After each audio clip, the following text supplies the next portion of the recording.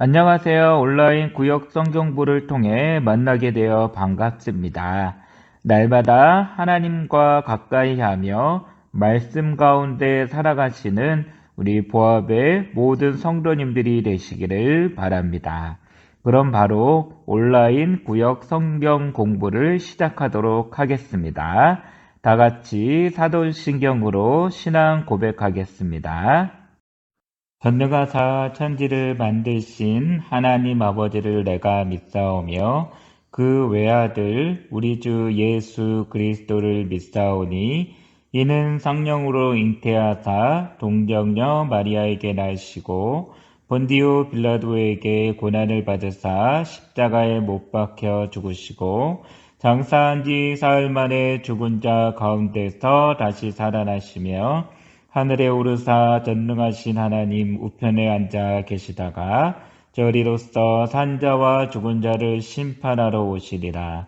성령을 믿사오며 거룩한 공회와 성도가 서로 교통하는 것과 죄를 사하여 주시는 것과 몸이 다시 사는 것과 영원히 사는 것을 믿사옵나이다. 아멘. 다 같이 찬송가 412장을 부르겠습니다.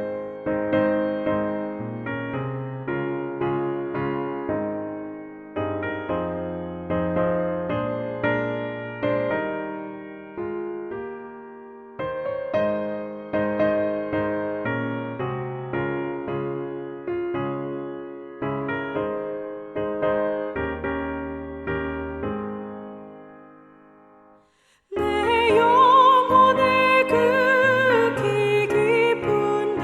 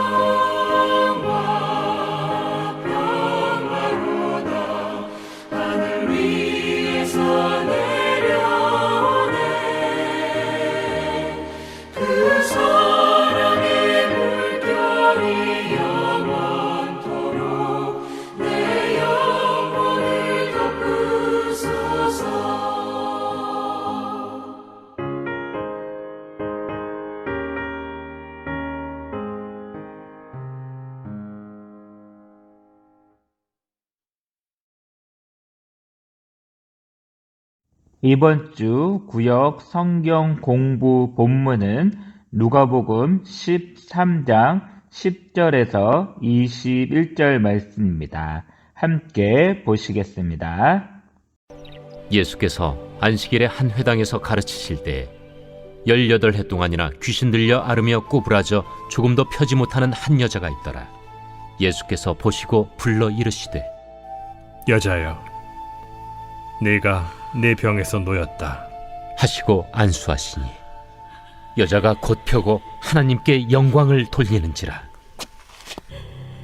회당장이 예수께서 안식일에 병 고치시는 것을 분내어 무리에게 이르되, 그러면 이런 18해 날이 동안 여세가 사탄에게 있으니 매임받은 이 그동안에 와서 아브라함의 고침을 딸을 받을 안식일에 것이요 이 매임에서 푸는 것이 안식일에는 하지 말 합당하지 것이니라. 아니하니 예수께서 외식하는 이 자들아, 말씀을 하시매 너희가 각각 모든 안식일에 반대하는 자들은 자기의 소나 부끄러워하고 나귀를 온 무리는 외양간에서 그가 풀어내어 하시는 이끌고 모든 가서 영광스러운 물을 일을 먹이지 아니하느냐. 기뻐하니라. 하나님의 나라가 무엇과 같을까? 내가 무엇으로 비교할까?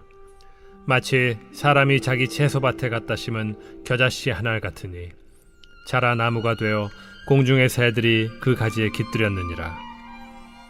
내가 하나님의 나라를 무엇으로 비교할까? 마치 여자가 가루 서말 속에 갖다 넣어 전부 부풀게 한 누룩과 같으니라. 오늘 온라인 구역 성경 공부 주제는 하나님 나라와 안식입니다. 첫 번째 성경 문제를 보면 예수님이 안식일에 회당에서 귀신 들린 병자를 고치십니다. 방가로 1번에 회당에 나온 여인에게는 어떤 문제가 있었습니까? 본문 11절의 문제의 답을 보면 18해 동안이나 귀신 들려 앓으며 꼬부라져 조금도 펴지 못하였다라고 성경은 말씀하고 있습니다. 본문에 나오는 여인의 상황이 더 나빠질 수 없는 최악의 상황임을 강조하고 있습니다. 그녀는 이미 18년이라는 오랜 세월 동안 병에 시달렸습니다. 고부라져서 조금도 펼 수 없었다라는 것은 그의 척추에 심각한 문제가 있었음을 의미하고 있습니다. 우리 몸의 중심인 척추가 무너져 몸을 제대로 사용할 수 없는 육체적으로 매우 심각한 병이었습니다. 그뿐만이 아니었습니다. 그 병은 귀신이 들려서 발생한 병으로 심각한 영적인 문제를 동반하는 병이었습니다.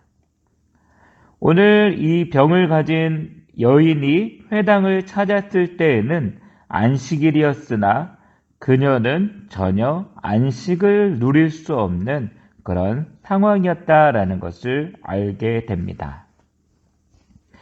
반가로 2번에 예수님은 그러면 어떻게 하십니까?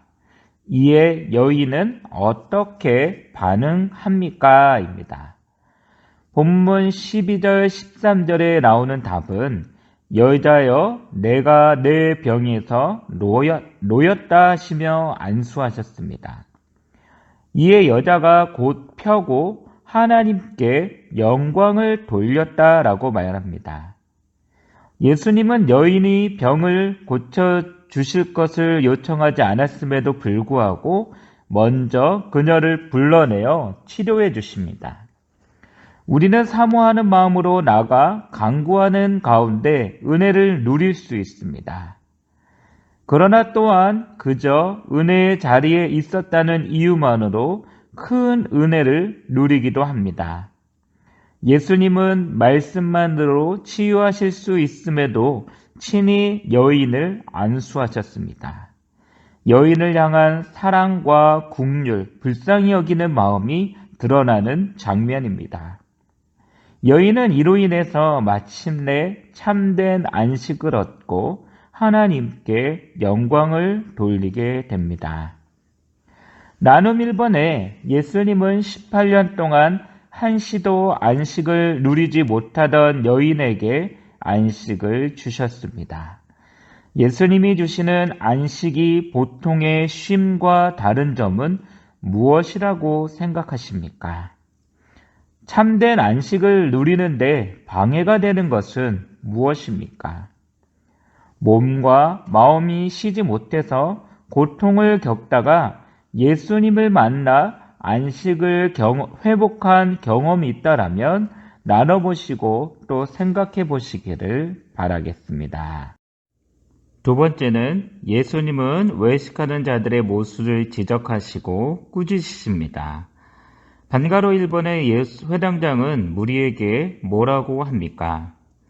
본문 14절의 대답을 보면 일할 날이 엿새가 있으니 그동안 고침을 받을 것이요 안식일에는 하지 말라고 하였다라고 말합니다. 회당장의 이 말은 그들이 가지고 있던 종교적 전통으로 보면 맞는 말이었습니다.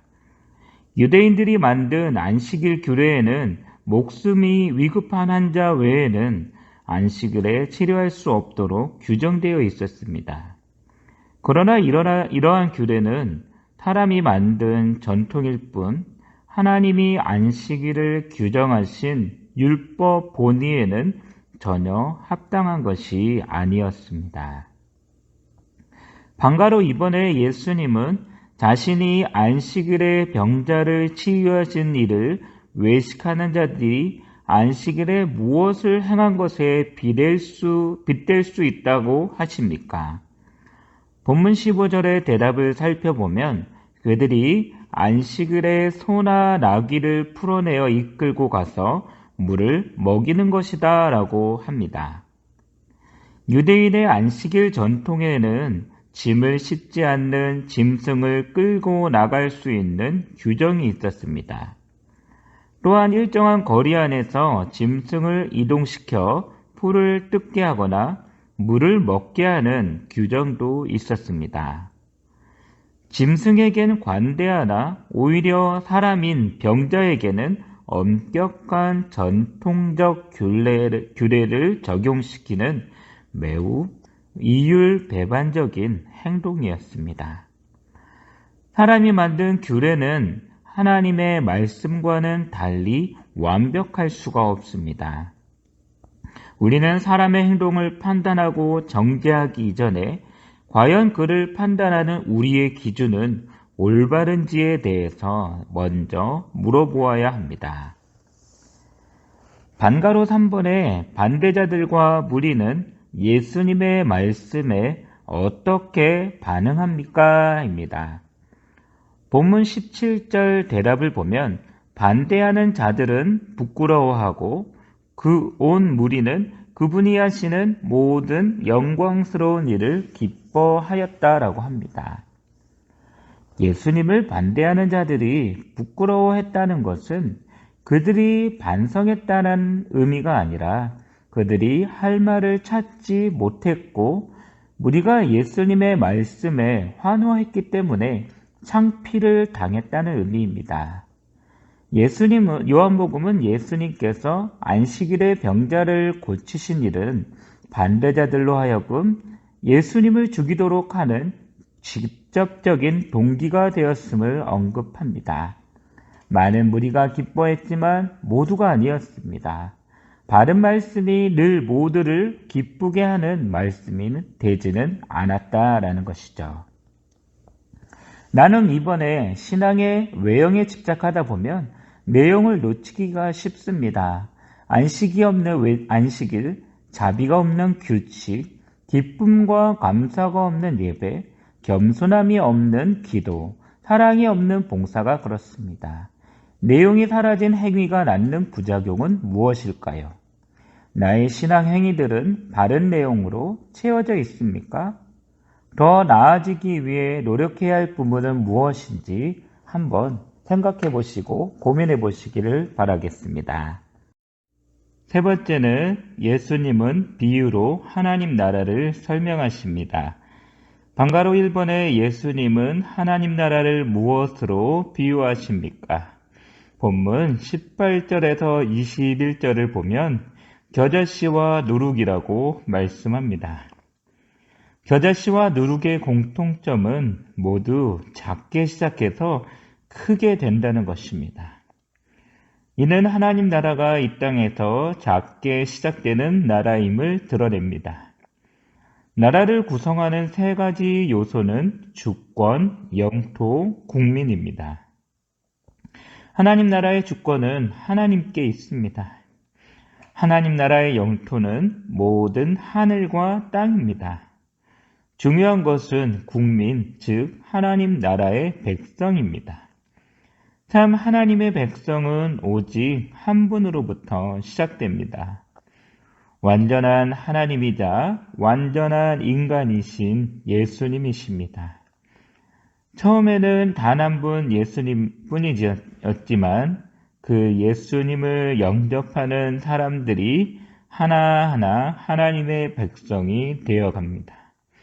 그렇게 하나님 나라는 땅과 하늘 가운데 자라갑니다. 그리고 이것은 예수님이 오시는 그날에 완성됩니다. 방가로 이번에 겨자씨와 누룩의 특성은 무엇입니까? 본문 19절과 21절의 답을 찾아보면 겨자씨는 자라서 나무가 되어 공중의 새들이 그 가지에 깃들게 된다는 것입니다. 누룩은 가루를 전부 부풀게 한다라고 성경은 말씀하고 있습니다. 한 알의 겨자씨는 무척 작습니다. 하지만 그 씨가 자라면 새들이 와서 쉼을 얻을 수 있는 큰 나무가 됩니다. 하나님의 나라는 작은 씨가 나무가 되듯 조용하지만 묵묵히 그리고 견고하게 자라갑니다. 그리고 수많은 영혼들을 그 그늘 아래 쉬게 합니다. 가루 서말 속에 넣은 누룩이란 밀가루를 발효시키는 효소를 뜻합니다. 이는 일종의 곰팡이로 조용하지만 급격하면서도 강력하게 밀가루 전체를 부풀게 한다라는 것이죠. 이는 복음의 강력한 파급력을 의미하게 됩니다. 나눔 3번에 하나님 나라는 작고 은밀하게 시작하지만 모든 사람이 깃들여 안식할 수 있을 만큼 성장하여 안식을 잃어버린 세상을 변혁할 것입니다. 우리가 몸담고 있는 작은 모임, 내가 참여하는 작은 사역은 무엇입니까? 하나님이 그 하는 일을 통해 어떤 일을 이루시기를 기대하는지 한번 생각해 보시고 나누어 보았으면 좋겠습니다. 중보기도 제목 나누도록 하겠습니다. 첫 번째, 보합의 모든 성도들이 하나님 말씀을 사모하여 모이기에 힘쓰고 하나님의 인도하심에 믿음으로 순종하게 하여 주옵소서. 두 번째, 담임 목사님과 함께 하여 주셔서 말씀과 기도의 능력, 성령 충만의 은혜가 넘쳐나게 하여 주시고 특별히 전화대신방 하시는 가운데 지치지 않도록 건강을 지켜 주옵소서. 세 번째, 성도들이 전화대신방을 통해 하나님의 은혜와 사랑을 경험하게 하여 주시고 하나님의 기도 응답을 받는 시간 되게 하여 주옵소서. 네 번째, 환우들에게 함께 하여 주셔서 하루빨리 치료되고 회복될 수 있게 하여 주옵소서. 다섯 번째, 설 명절을 맞이하여 원근 각지에서 가족들을 만나는 성도들 가정 가운데 하나님이 주인 되어 주셔서 그곳에서 하나님을 예배하며 찬양하는 성도들이 되게 하옵소서.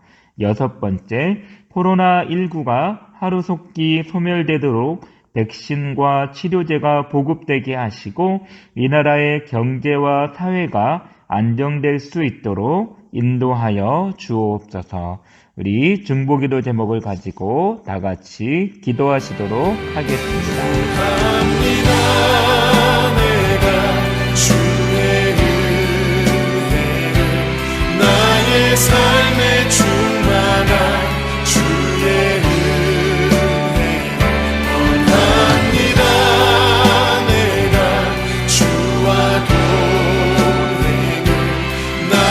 삶을 주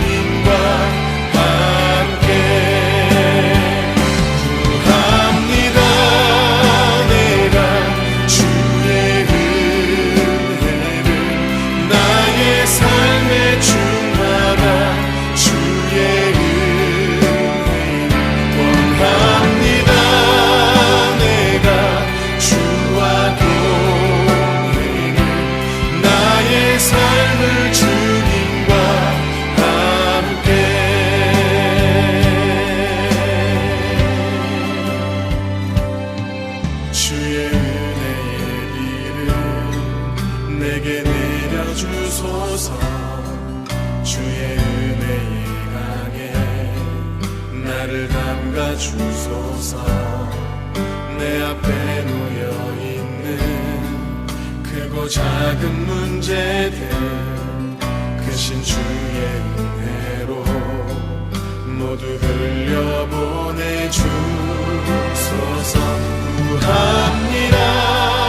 내가 주의 은혜를 나의 삶에 충만한 주의 은혜를 원합니다. 내가 주와 동행을 나의 삶을 주님과 함께.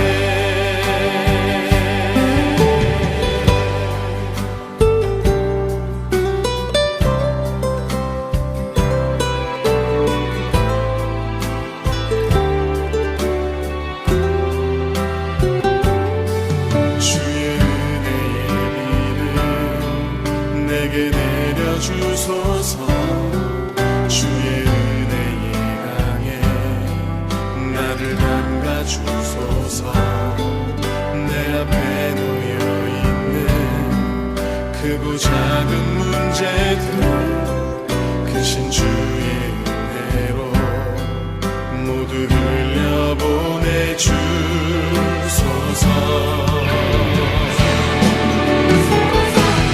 합니다.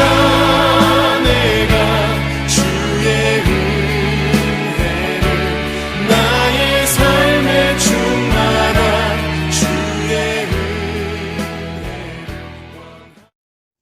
하나님 아버지, 오늘도 구역 성경 공부를 할 수 있게 하심에 감사합니다.